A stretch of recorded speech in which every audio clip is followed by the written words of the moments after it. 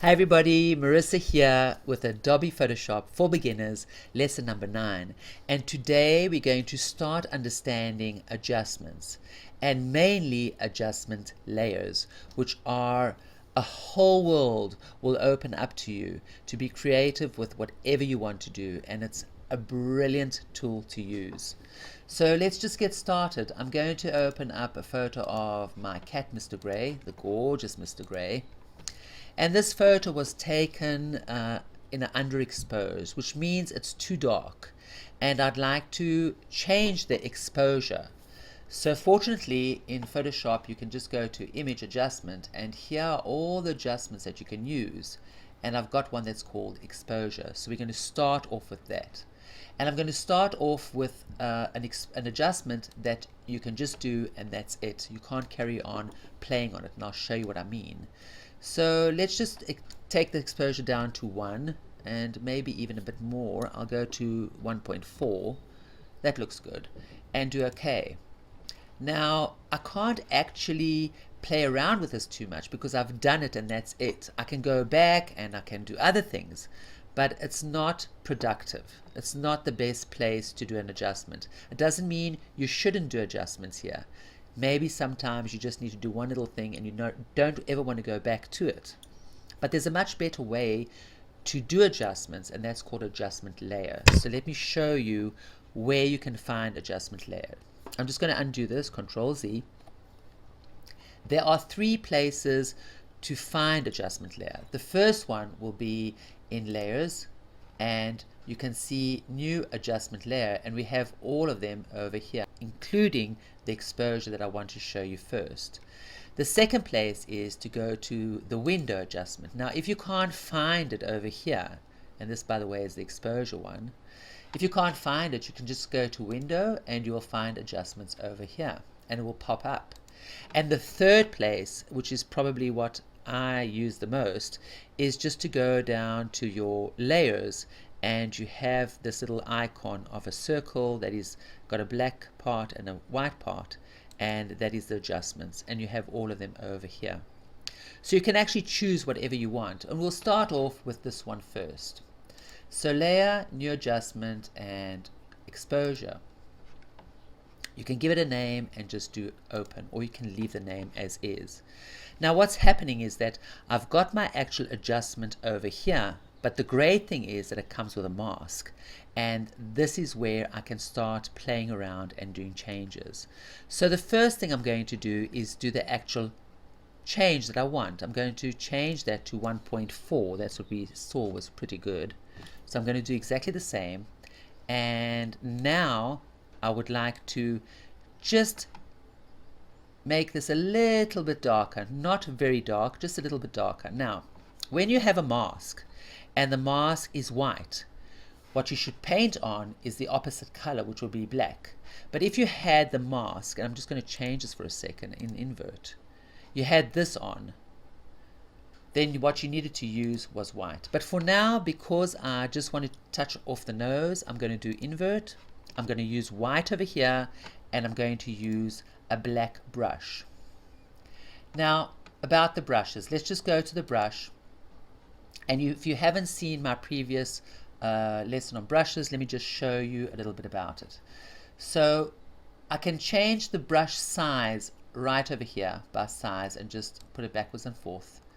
And I can change what is called a hardness. Now let me show you the difference between 100% hardness and no hardness at all. So if I go over here and just click, this is the hardness. It's the most that I'm going to get. And I'm going to show you the difference when I have 0 hardness, and that is what we're going to use today. So notice that I haven't, it's got a feather around it, it's all soft. And that's the difference between the two. So for this actual exposure and me wanting to make this a bit darker, I'm going to use the one that is on 0 hardness. So that is perfect, and this is over here. And I just want to take this off because I made a bit of a mess. So let's just go and swap this around to white again, so I can just put this little black mark and put it onto white again. So that's also fantastic that you can come and just do or undo what you've done and play around with it. It's very, very good. So let's carry on. I'm going to change this back to the black. We have our brush, and if you want to change the brush by not going up here, but you would like to change it on your keyboard, you can go to the brackets that is near the letter P, and the left bracket will make it smaller and the right bracket will make it larger. So that's very, very handy to have. Now I'm going to do 100% opacity, although I know that's not what I want, and then I'll show you what I should have done. So let's just start with that first. So what I'm doing is I'm actually making a hole. I'm taking away 100% of the mask that I have. And as you notice, that became very, very dark. So I'm just going to undo that, Control Z, and I'm going to change my opacity to 30, which means only 30% of the actual coloring I'm going to do. So it's going to turn out much nicer, 30%. And just look at that. It's just a tag. And it looks much, much better. And as I said, if I do too much, just say I go over here, I can always swap that around, go to 100% opacity because I want to take everything off. If I do 30%, I'll only take off 30% of what I've already drawn. So I should go back to 100% and just go on that, and I can take away what I actually did. Now also there's an area over here that I would really like to darken as it was in the basic picture. So let's go and change it back to black again, and all I need to do is go over it over here. And also maybe this whisker I can take off a little bit. It's a bit dark. It's a bit light, I mean, it's like too much. So that is using the exposure and the mask, making certain areas lighter and other areas darker. Okay, so the next adjustment layer that I'd like to show you is the vibrance. I'm going to go and open up a photo where I have a person, and there is a reason for that. So vibrance is very much like saturation, and let me just open this up and show you what I mean. So I can find vibrance over here. Obviously I can find them in the other two places I wish, but just start learning the actual icons. It actually helps. And if I went to the saturation and changed it, notice that every single thing is changing, including this woman's skin tone. And these are also, let's just say these are also certain kind of skin tones, and they are too changing. I'm just going to put that back to 0 and show you the difference between the saturation and the vibrance. So if I go here, notice that the actual skin tone is hardly changing at all. And let me just go closer so you can actually see that. I'm going to put this on 0 again, and I'm going to move it. It does change a little bit, but not as drastic as it would over here. That really goes overboard. So this is a great tool to change colors in your photo when you have a person there, and that won't change the actual skin tone that much. Obviously I went really to the end, but this is a great tool to use. Now let's just say I did want to use the saturation, but I wanted to keep the person exactly as they are. So once again I can use this mask. So let's just do that for fun. I'm going to change everything, and since I've got a white background, I'm going to use black. So I'm going to my brush and I'm just going to paint on her, and I'm going to get back how she was. Now I'm not going to start going into detail and do a fantastic job. I will do the foot. So in order to reduce the size of the brush, I just go to the brackets and use the left one, and then I can actually do that. And if I do go and do too much, I can always come back, change this from black to white, and go to my paintbrush and just change it. Oops, there I went back again, so I can go undo and do that again. Great tool to have, works perfectly, and the mask, as you see, is fantastic. Now I'd like to show you why I would choose to use a black mask and not a white mask. So in order for me to use a black mask, the reason I'm going to do that is because I'd like to change only one certain part. So just let's say this is what I would like to change, and everything else I'd like it to stay exactly as it is. So I'm going to go to my vibrance for this situation and just move it and see where I'm going. Yeah, let's just make it much darker, but that's the only one that I want darker. So now I'll go to my mask and I will invert it, and I'll have everything as the photo was. And the way to get that dark color that I wanted, all I need to do is go and take my white brush and just paint over this area, and notice that when I do that it's going to get darker. I'm just going to reduce the size and just paint over, and it's getting darker. So that is why I would actually use the black mask and not the white one. So you actually have a choice of when you want to use the white and when you want to use the black. Okay, I'm going to show you another adjustment layer. So let's go and open up a new photo, and I'm going to take this guy from Venice, and what I actually want to do here is change the mood of the whole photo. And in order to do that, I'm going to do it with adjustment filters.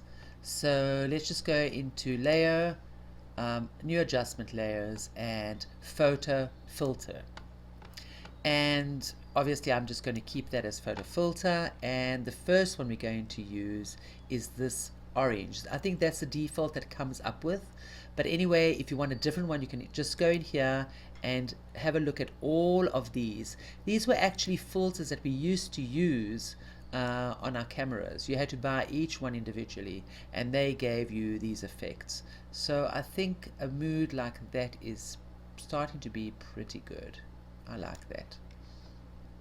And once you've got your actual mood and what you want, you can go and change colors wherever you want. So I'm just going to give you an example. So I can go into my mask and say I do like what I'm seeing here, but I'm just going to show you what happens when I change this, because this has been affected quite a lot. So if I've got the white over here, all I need to do is go and change that to black, and go to my brush and just brush this in, and notice that I'm getting what I had originally, and it is coming back. I don't think this is right to do, so I am going to undo it, but it's just to show you that you can. And play around with this. They are actually a lot of fun, and they do change the mood of different photos. I'm just going to go back to this and show you a little bit more. So we said that we've got all the filters down here. You can try them out like sepia or whatever you wish. And we've also got the option to go into color and change the color that we want to, say, a totally different color, and we'll get a totally different effect.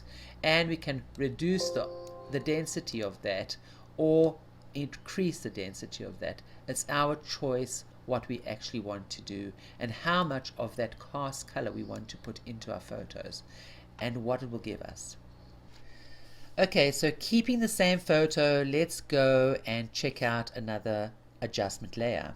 And I'm going to go to the layers window, the layer window, and open it up and choose black and white. And I love this because you can really take a colorful photo and just change it into a black and white and decide what you want lighter and what you want darker, and get that mood, that black and white mood that you really want.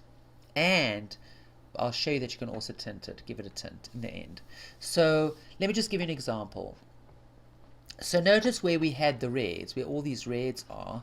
I just turned off the eye of the filter so you can actually see. And notice that when I go to the red, I can actually darken them. or I can lighten them. I can choose what I want. I can play around with it, and that's fantastic.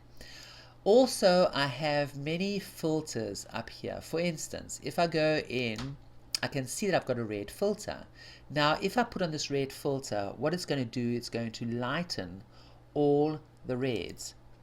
And as you see, it lightens all the reds, and it also lightens what red is in a color. So for instance, if you've got like an orange or a kind of yellowy orange, it will also lighten that area.